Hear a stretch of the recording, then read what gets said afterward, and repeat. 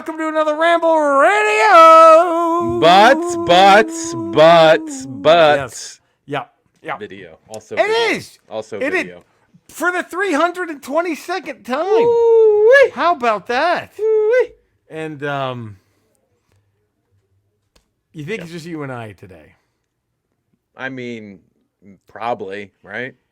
Right? Like a wrecking ball, here he is, the alt-right home wrecker himself. First Marjorie Taylor Greene, now Lauren Boebert. Cody Villafana, everybody, here he is. Hey, guys. The alt-right home wrecker The is alt-right back. Home wrecker. Is back. There is no stopping him. Yeah, I didn't know that was my nickname, but I guess at this point. He's back. Did you guys Back in see the Tim Scott president announcement today? What was the flub? I missed the flub. Oh, you mean what I was doing behind the scenes to make it so that my boy DeSantis has a What cleaner did path? what did he say? What did he say? He just his He did a Howard Dean. He did a Howard Dean, He didn't did a he? Hard Dean. Like 1 second into it, I can find it Wow, here. he just lost his mind. Yeah, hold on. I'll find it. You guys talk amongst yourselves. Oh man. Oh. All part of the plan for Big Ronnie's push, right? Is this it? Pushing Ronnie and rigging that NBA lottery draft. That's a big week masterful week for Cody. Masterful week for Cody on both sides, just on both sports and politics. Missed the playoff twice in 30 years, and both times you get. They've won the lottery each time they're in the lottery. They're batting 1,000 in the lottery. They're the NBA 1%ers, the San Antonio Spurs. And that's my only gripe is Spurs fans act like they're little old us. You're not! You are the big bad machine. You're the big bad wolf of the NBA. Did something happen while I was gone with the Spurs? Did we happen to yet again land a generational talent? Third time, each time, 3 for 3. You get Robinson, you get Duncan, and now you get Victor Wembanyama. It's just, look at that. All right, here ready we for go. this? I'm ready. All right, here we go. Oh wait, did I? Hold on, I gotta make sure that I. Can you hear that? Oh yeah. Here. Charleston! Oh. One more time. Oh. You can't be president when you do that. You can't. You fuck that up. You can't do that, Man, Charleston! That's pretty bad. That's pretty bad. So, Cody, we got some inside movie news we have to talk about. Oh. Or the Ramble's movie talk time. Sure. Because Eddie has noticed something quite interesting. Mm-hmm. Eddie, go ahead about If you your pull Disney up, if you pull up Disney Plus and you pull up Ant-Man the Wasp: Quantumania, there's no sign of Kang anywhere. Jonathan Majors, he's not mentioned in the blurb. Kang's not mentioned. It just says Ant-Man the Wasp ventured to the quantum realm. There's it's really a Kang movie. Yeah. Right. There's no noticed mention that of him anywhere. when I was watching there was like a commercial for the release of it, and like all they show is like Kang from like the side, and then like show him in full costume. There's no like actual shot of Jonathan Majors in it. Are they going to get rid of this? They have to be that. This has to be step one. Or they just sort of like protecting themselves right now, and hopefully it blows over, and then sort of once Loki season 2 launches, they're there and they're fine. I think the big key here was that both his publicist and his manager both let him go, or his management both let him go. Oh. The last time that this happened, we never heard from Armie Hammer again. that's that's the last person right. this happened to, where like all of his representation dropped Armie Hammer, and then like nothing. Doesn't he work at like a resort somewhere now? Yeah. Yeah. It's like a concierge at a resort or something. Oh, Yeah, geez. yeah, and like Aruba, I think. Oh, man. So I don't know. It's not looking great. Wow. At this point. And Christopher Plummer's gone, so he can't come in at the last second and be Kang. That's the hard. I mean, man. It would have been the role of a lifetime for Christopher Plummer. Right? You imagine how excited he would have been? Oh, it's been great.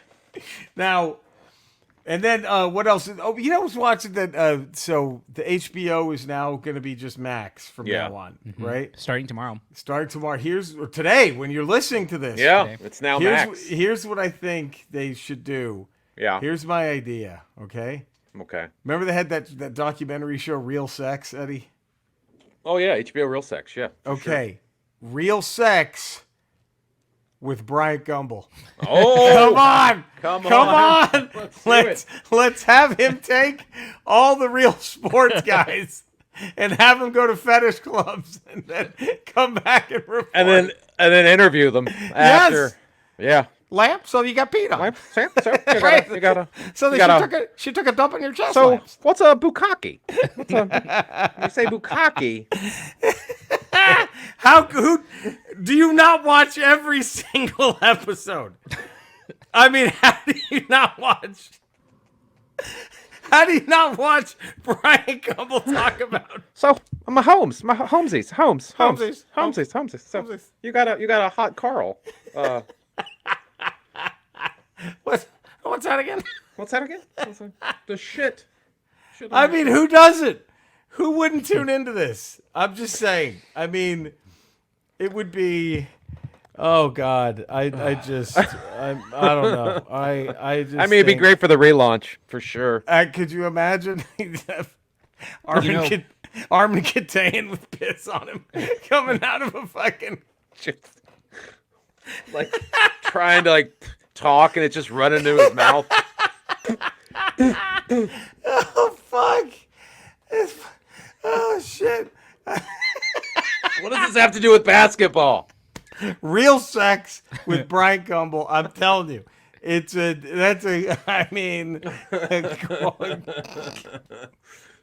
a gold mine. I don't know. So speaking of streaming services, you guys saw the big Disney Plus news, which is that the Willow TV show is being removed from Disney Plus permanently. That hurts. Oh my God. They're scrubbing the whole thing. Is it going to be available to buy? Like, could you get it on Blu-ray if someone really liked it? Could you buy it on 4K? It's just going away. Like, it never happened. Did you see it, Eddie? I haven't watched it. You're not going to now. Apparently not. When's it going away? Ooh, soon. Willow leaving Disney Plus. I think it's gone. Dude, this was such. Let me tell you something. It was such a good show. May 26th, you have 4 days. Oh, I stand behind this. It was a really, really good show. You and I, our tastes usually line up on everything. For the most part, you and I have very similar tastes. You're the only person I've heard that said they loved this show. Everyone said they hated it? I haven't heard good responses from most people when it comes to that show. Dude, first off, the Young Guns 2 reference was enough to put it over for me. That was enough to push it over the top. So, but holy shit. And then, well, I guess, Eddie, I'm just going to tell you the final scene. Yeah? Go ahead for it. Tell me. The final scene has a vision. And so they ended every episode with like a modern pop song or rock song. Right. Or they would have it play. And I thought I loved it. I loved that happened. And then the final episode, the kid who was Flash Thompson in Spider-Man. Okay. You think he dies. Right. And then you see him at the very end. He's in like another realm where like Elora Danan is pure evil. And she's about to lead a charge into this world. And he's witnessing her gathering an army. And Money for Nothing by Dire Straits is playing. I'm already in. And then the last thing you see at the very end is that big-ass two-headed dragon pop up and start shooting fire everywhere from the movie. Right. How do you leave after this? You think that's it. That's the last thing you've ever seen for Willow. You stop now? It's done. I was like, motherfucker, I'm in. And then it never existed. It never happened. It never happened. It was so good. I mean, it was it's like Willow's getting the Jonathan Majors treatment. And sometimes the pop music didn't work. Like, one episode ends when it just said, "Who that is? That just my baby daddy. Who that is? That just my baby daddy." That was in Willow. That was no, I wish. How great would that have been? See that who that is? That's just my baby daddy. Like, but I'm telling you, that final shot was fucking incredible. And I'm like, oh my, because spoiler, Elora Danan is like a 20-year-old in this. Yeah. And she's in love with Mad Mardigan's son. Yeah. And she is being raised as like a cook in Sorsha's castle. Okay. Because they don't want her to know what her destiny is because they're still after her. And right. so I'm telling you, it was, I thoroughly enjoyed, Christian Slater was good in a cameo. I don't understand what else this show needed. I don't understand. Val Kilmer probably would have helped. You hear his voice. It's his son, which is interesting. His real life son does his voice and voiceover stuff. And like, he did a documentary, Val, or whatever, yeah. And so Mad Mardigan has gone missing, and that's, no one knows where he is. And he went searching for this artifact, and he's never come back. And so no one knows what happened to him, and that was still up in the air. So they didn't kill him off or anything, but, it was, they put the brownies in it, everything. It's over, man. It's over. It's over. It never happened. Never happened. It's like Willow beat its girlfriend. And now lost its publicist, lost its manager. And now Willow's being scrubbed from Disney Plus. We're getting rid of Willow and Jonathan Majors. That's what we're doing today at Disney Plus. So one of them justified. Willow not justified. How do you why not just leave it on there? Like, to hate it so much, they have to pull it off. Jesus. Yeah. That's crazy.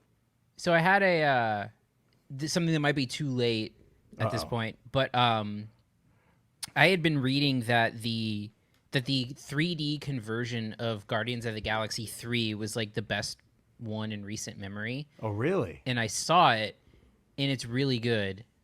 So it's worth seeing in 3D. It actually is, I think. Oh, shit. Oh, maybe because like the depth stuff is really good, and it's all like space stuff. Yeah.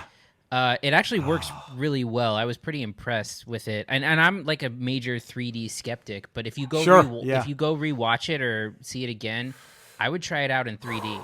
Man, okay, good call. I have to do this. Because usually, like at 3D, after 20 minutes, I forget I'm watching 3D anyway, so it's not even really worth it. Right. But. And then another reason I got to go see it again is for the Drax carrying the High Evolutionary's body off the ship. There's that, which is that you can barely see it if you just look at the end when they're rescuing the people. He's got him over his shoulder. He's holding the High Evolutionary. So he's apparently imprisoned on Nowhere now. Happy that character wasn't killed off, because they kill off everybody usually right off the bat. Yeah. I wonder if they called James Gunn and said, "Look, we might have some trouble with Majors here, so look, let's just keep this guy alive, please. We're gonna need a bullpen of villains now. We're gonna need a villain bullpen. The rumor I'm hearing, which would be cool, is if they do bring in the Beyonder for Secret War, which is what happened in the original comic book. It was run by the Beyonder. Yep. So that would be kind of cool. What do they do about the Kang dynasty? I don't know. They've changed directions before. They've renamed things before, and apparently the Ant-Man writer's out. He's not writing Kang Dynasty. Oh, right? Really? I think he's the guy who wrote the Ant-Man movies. Is interesting. Wow. Whew, man. This is God. What a shakeup, man. Big shakeup. But I hate to do this because this was a fun radio, but man. And Cody's back, and he has to. Skeletor. God damn it. Have you ever done anything that you haven't been proud of to the point that you would try to erase it from everyone's mind? Pretend it didn't happen. Eddie, that's a wonderful question, and I'm glad that you've asked me that. Absolutely not. The big S stands behind everything he's ever said, everything he's ever done. One time, this really pisses me off, but a woman, apparently back in my college days, regretted hooking up with me. If you can believe that. She regretted hooking up with the big S, apparently, and she told her friends it was a mistake. Isn't that insane? Like, who would ever, so what I just did, what any, because I'm not a bad-hearted individual. I did what anyone would have done, and I found her. I tried to make amends. I was like, you want to just take it back? I gave her a chance. She said no. It embarrassed me. So I turned her. She's still alive. I'm not that bad of a person. But I turned her into one of those little cone things that you stick in a urinal to make them smell better. And so she just gets pissed on for basically, I pretty much have the spell for an eternity. So she'll always be getting pissed on. It'll never degrade. She gives off a fresh scent. She shouldn't be too upset. But that's her life now. And so I guess, no, I don't regret doing that. If that makes sense. And I really think the only thing that could ever, harm her would be a piss stream coming from a massive source, like He-Man's mother's pussy! I know piss doesn't come out of the pussy. You know what I mean? You get it. You get it. See? Still found a way to put that in there. Mm-hmm. Oh, boy. Another long walk. Yeah, boy, my God. Jesus Christ. Clueless about female anatomy. That was like 36 rounds of a golf game. Do they not have sex ed? I teach it. Yes. Okay, there it is. Explains a lot. That kind of answers everything. Explains a lot. God, Jesus. All right. Oh boy, What the yes man says goes. Class over. All right. Feel bad for the children. Yeah. I don't think there's ever been a female orgasm on Eternia. Ever not. Oh God, not with him. Jesus Christ. Well, I'll tell you, He-Man's made a lot of dudes come. Okay, there we go. Wow. Jesus Christ. There it is. Cody, I'm sorry, man. There we go. Jesus. That's fine. So Cinesnob Cody on Twitter. Cinesnob Cody on Letterboxd if you want to keep up. I'm still active on Letterboxd. It's up to the date for once. This is the longest I've ever gone into the year being up to date on Letterboxd. Look at this. And Cinesnob Podcast this past week, we covered the latest Fast and the Furious movie, Fast 10. Is it as bad as IGN said it was?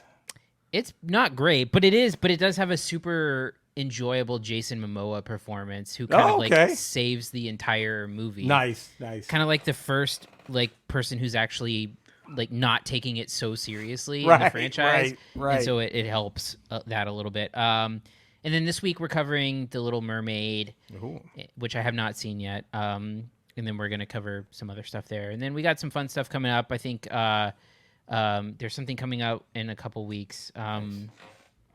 What am I missing? It's something big. IGN gave Indiana Jones a 4. It's IGN gave Indiana Jones a 4 out of 10, which is like, God, they usually give stuff they don't like a 7.